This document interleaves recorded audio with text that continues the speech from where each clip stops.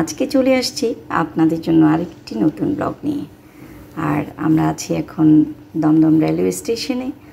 Railway station থেকে আমরা যাচ্ছি ময়দানে, আর ময়দান থেকে আমরা দেখতেই পাচ্ছেন চলে আসছি ভিক্টোরিয়া মেমোরিয়ালের সামনে। দেখেন বাইরের ওভারভিউ। এদিক থেকে আমরা টিকিট নিয়ে নেব।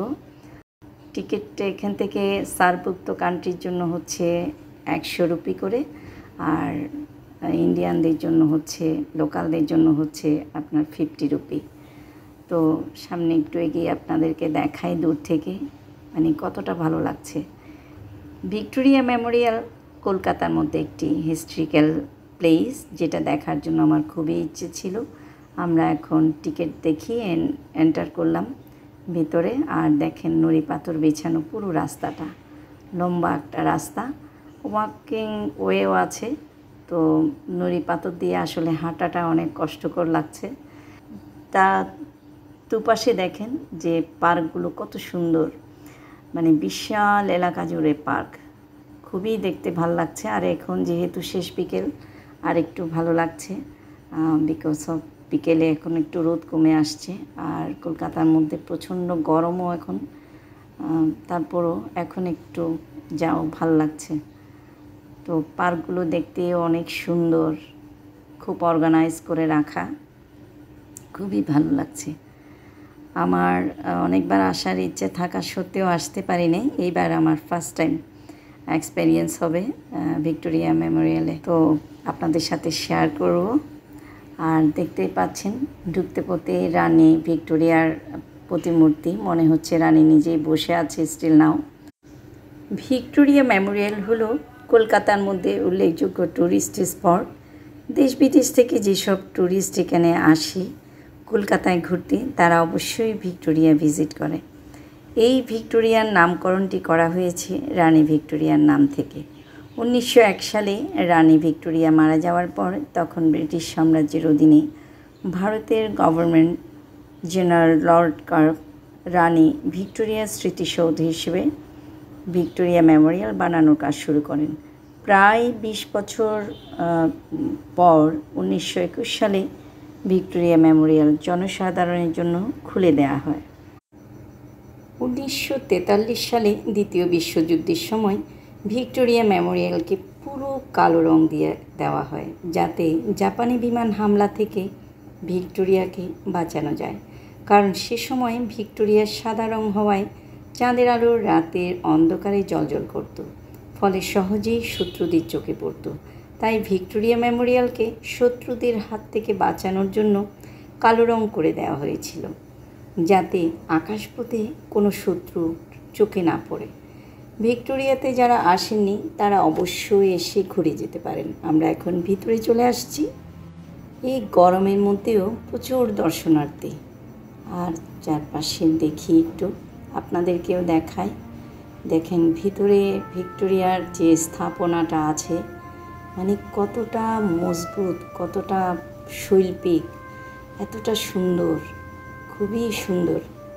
দেখেন এখানে যে আর্ট গ্যালারিগুলো দেখতে পাচ্ছি, অনেকগুলো আর্ট গ্যালারি দেখা যাচ্ছে। এখানে যে এই যে ছবিগুলো দেখতে পাচ্ছেন, ছবিগুলো প্রায় 100 বছরেরও পুরনো এই ছবিগুলো। আর প্রত্যেকটার নিচে ডিসক্রিপশন দেওয়া আছে।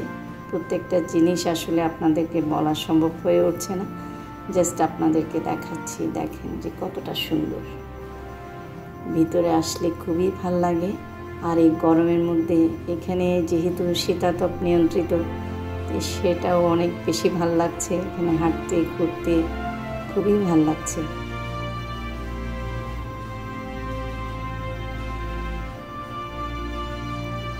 আর এত খোলামেলা, খুবই সুন্দর। আর্ট গ্যালারিটাও দেখেন কতটা সুন্দরভাবে সাজানো হয়েছে। এই সব রাজার আমলের রিয়েল পেন্টিংস। পয়েন্টটাতেও অনেক কিছু আছে।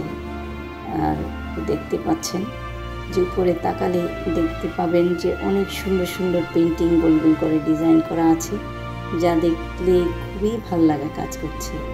এখানে রাজার আমলের তলোয়ার, কামান, বন্দুক সব কিছু সাজানো আছে।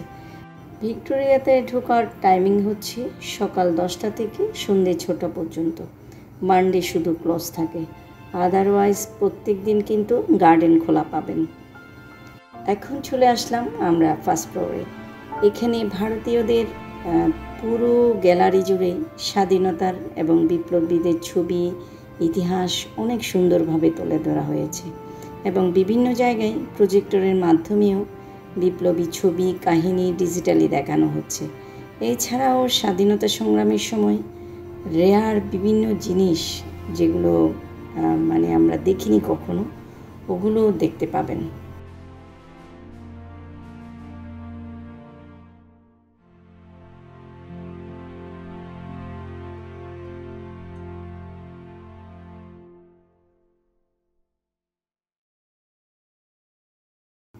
ভিক্টোরিয়া মেমোরিয়ালের ভিতরে প্রায় 25টির মতো গ্যালারি আছে।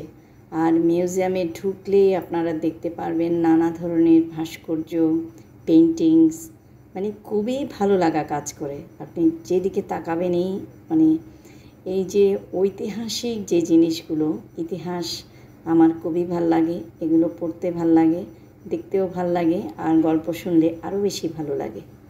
এই যে দেখতে পাচ্ছেন বাইরে কি সুন্দর করে দেখা যাচ্ছে। আর দেখেন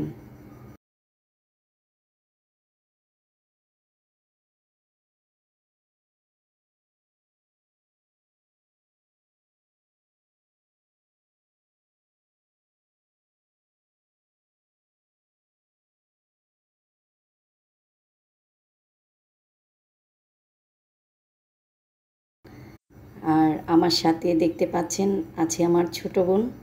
খুবই মজা করছিলাম, খুব এনজয় করছিলাম আমরা চারপাশে ঘুরে ঘুরে। ওর জন্য এবার ফার্স্ট টাইম, আমার জন্যও ফার্স্ট টাইম।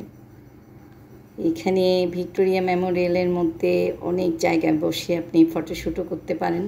খুব সুন্দর লাগে, খুবই ভালো লাগা কাজ করে। আমরা তো খুবই এনজয় করতেছিলাম।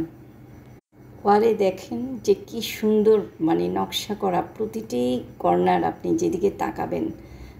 ভিক্টোরিয়া মেমোরিয়ালের এই প্রাচীন নিদর্শনগুলো দেখতে খুবই ভাল লাগছে। আর এইখানে দেখেন চট্টগ্রামের কিছু কাহিনী আছে সেই সময়কার। এখানে দেখতে পাচ্ছি মাস্টারদা সূর্য সেন।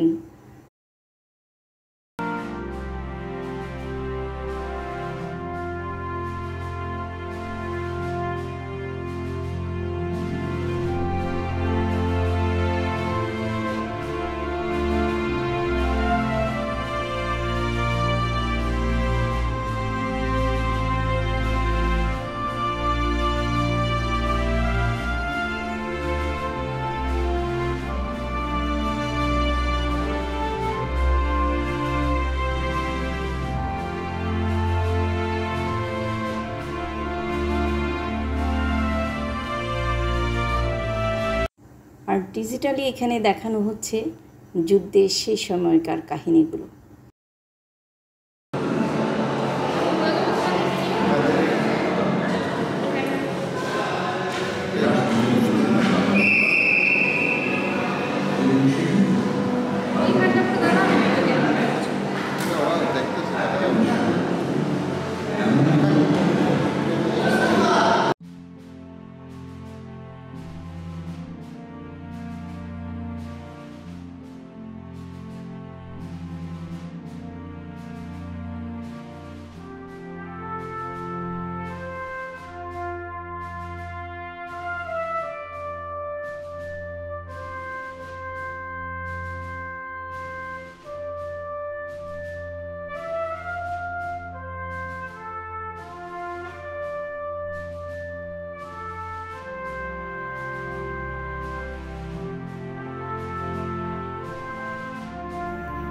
অনেকক্ষণ হাঁটার পরে আমরা এখন একটু এখানে বসে পড়লাম, খুবই ভাল লাগছে।